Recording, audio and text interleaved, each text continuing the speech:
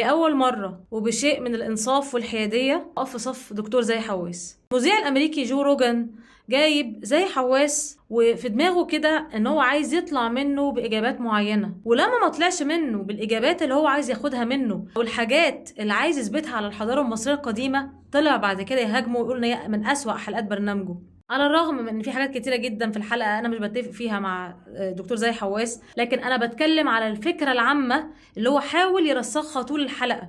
جو روجان ياخده يمين ياخده شمال، عايز يثبت ان الحضاره المصريه القديمه دي اللي بنوها مثلا حاجات زي الالينز كده او الكائنات الفضائيه، او ان ما يكونوش اللي بنوها المصريين اصلا، او ممكن تكون كائنات تانية او مخلوقات تانية او بشر تانيين، المهم ان هم ما يكونوش المصريين. لكن زي حواس بكل الطرق اثبت له ان الحضاره دي حضاره المصريين القدماء، وبالمناسبه طبعا هم مش فراعنه، فاللي بناها هم المصريين القدماء، هم بنات الحضاره دي، هم بنات الاهرامات تحديدا، عشان هم دلوقتي عايزين يرسخوا حاجات، وكل ده بالفعل بيخدم المخطط اللي هم ماشيين فيه عشان يثبتوا ان الحضاره دي مش حضاره المصريين القدماء اصلا. فهو لا، كلموا عن مقابر العمال، وكلموا عن برديات وادي الجرف، كلموا عن حاجات بتثبت ان الحضاره دي وين الاهرامات تحديدا اللي بناها المصريين القدماء، اللي هم اشخاص زينا، بشر مش كائنات غريبه ولا قوم اخرين جم بنوا الحضاره دي وذهبوا الى حيث لا نعلم مثلا. كمان جو روجان كلموا عن الهياكل اللي هم ادعوا ان هم لقوها تحت هرم خفرع، برضو دكتور زاهي حواس نفى الموضوع ده، وقال ان التقنيه اللي استخدموها اللي هي تقنيه سار دي اصلا ما بتوصلش للعمق اللي هم جابوه، ان التقنيه دي بتوصل فقط عشرات الامتار مش لمئات الامتار. تاني حاجه وكلموا عن عمود اوزوريس. عمود اوزوريس ده حوالي 50 متر، مش كبير يعني او مش طويل قوي، فعادي جدا ان تقنيه زي كده تجيبه، لكن مش تجيب مئات الامتار مثلا او كيلومترات، لان برضو هم عايزين يرسخوا ان الهياكل العملاقه المبنيه تحت الاهرامات دي برضو مش اللي بنيها البشر.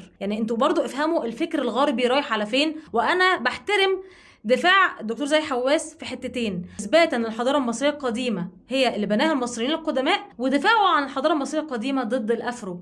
فدول اكتر حاجه انا متفقه مع دكتور زاهي حواس فيهم. غير كده انا مختلفه معاه في حاجات كتيره جدا، ويعني نزلت لكم قبل كده كذا فيديو في اختلافي معاه، لكن في الفتره دي تحديدا وفي اللقاء ده تحديدا المذيع كان عايز يطلع منه بحاجات معينه، فلما لقى منه صد ولقى منه ردود يعني ان هو مش هيقبل اللي هو عايزه، طلع بعد كده يهاجمه.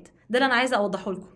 الحاجة الوحيدة اللي هعقب عليها كانتقاد بس للحلقة، وفي حاجات كتيرة جدا انا مش هعقب عليها، بس الحاجة الوحيدة ان هو كان المفروض ما يدخنش اثناء الحلقة. يعني التدخين بصراحة ما كانش لائق خالص بالكلام اللي هو كان بيتكلم، هو كلام في منتهى الأهمية واعظم حضاره في التاريخ. ما ينفعش ان احنا نكون بنتكلم عن الحضاره دي واحنا قاعدين مثلا بندخن او حاجه زي كده، ما ينفعش. والمذيع برده كمان كان قاعد بيدخن، فما كانش لائق خالص بالموضوع ولا بالحوار ان يكون في تدخين اثناء الحلقه.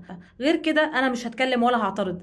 الكلام اللي انا هقوله بقى كلام عام بعد كده عن الحضاره المصريه القديمه بشكل عام. الحضاره المصريه القديمه حضاره توحيد، وتوجد ادله قاطعه بما لا يدع مجال للشك ان الحضاره دي كانت حضاره توحيد، وان المصريين القدماء كانوا موحدين، وان هم ما كانش عندهم الهه، وان الرموز دي كانت بترمز لصفات الاله سبحانه وتعالى، مش الهه بتعبد من دون الله. تاني حاجه ان الحضاره المصريه القديمه دي كانت حضاره المصريين القدماء اللي هم الملوك، ما كانتش حضاره فراعنه. ما عندناش غير فرعون واحد فقط اللي هو فرعون سيدنا موسى عليه السلام، اللي ربنا سبحانه وتعالى اغرقه ودمر اثاره. ما ينفعش ان احنا نطلق على الحضاره دي نقول انها الحضاره الفرعونيه او ان هي دول فراعنه او الملوك بيسموا فراعنه. ما عندناش الكلام ده، اسمهم ملوك المصريين القدماء الموحدين. لو حصل في فتره من الفترات ان الحضاره دي ما كانش فيها توحيد او ان حصل اضطراب، وارد جدا في اي حضاره او في اي فتره من الفترات ان يحصل كده. بتكلم على السمه العامه للحضاره دي انها كانت حضاره توحيد. الحضاره دي عمرها ممتد لاكثر مما هو معلوم بكثير. الحضاره بتاعتنا دي مش ممتده لعصر الاسرات فقط اللي هو بيتقال عليه من حوالي 5000 عام. الحضاره دي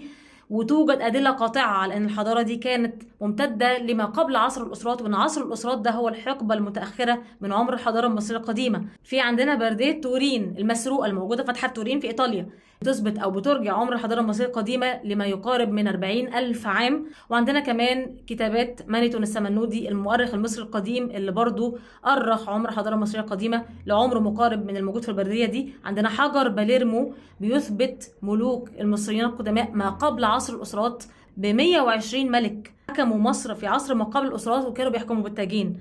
فعندنا إثباتات أن الحضارة المصرية القديمة دي يعني هي تعتبر اقدم حضاره على وجه الارض، وان مش عصر الاسرات ده بس اللي احنا بنتباهى بيه، بالعكس ده عصر ما قبل الاسرات كان اكثر ازدهارا كمان. من الحاجات اللي هي يعني بالنسبه لي انا شبه يقين ان الاهرامات دي لم تكن مقابر على الاطلاق، عمرها ما كانت مقابر ولم تستخدم كمقابر. لو كان في هرم لقوا فيه جثه حد معين، فالجثمان ده دفن في الهرم بعد بنائه، وما كانش الغرض الاساسي من بناء الهرم ان هو عشان يدفن الملوك.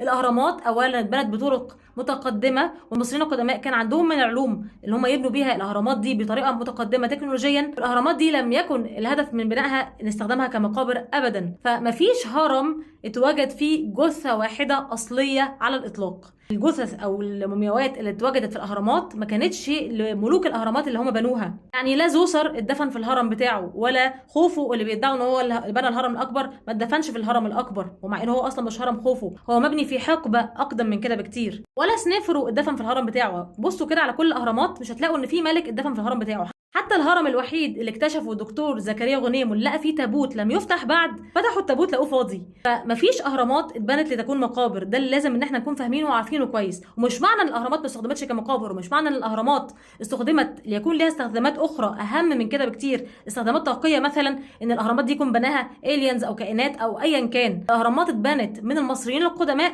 بطرق تكنولوجيه متقدمه، لان هم كان عندهم من العلوم اللي يعني تمكنهم من بناء هذه الاهرامات او هذه المعابد او هذه الحضاره بشكل عام اللي احنا مش عارفين نوصلها لحد دلوقتي. وبقاء الحضاره دي وحفظها من قبل ربنا سبحانه وتعالى عشان توصل لنا بالشكل اللي هي واصله لنا بيه دلوقتي، ده اكبر دليل على صلاحها، على توحيد اللي عمله الحضاره دي، لان ربنا سبحانه وتعالى لا يبقي الا على الاقوام الصالحين. شوفوا جميع الاقوام الكافرين في القران الكريم كله كانت نهايتهم ازاي، لكن ربنا سبحانه وتعالى مبقي على هذه الحضاره لحكمه ما ولرساله ما الحجارة دي والآثار دي عايزة توصلها لنا، واللي هي استحالة تكون حضارة كفر أو عصيان، لأن هي كانت حضارة قائمة على التوحيد، وحضارة قائمة على العلوم الإلهية اللي ربنا سبحانه وتعالى أعطاها للأنبياء اللي نزلوا في الحضارة دي واللي هم بنوها، وأولهم سيدنا إدريس عليه السلام مؤسس الحضارة المصرية القديمة.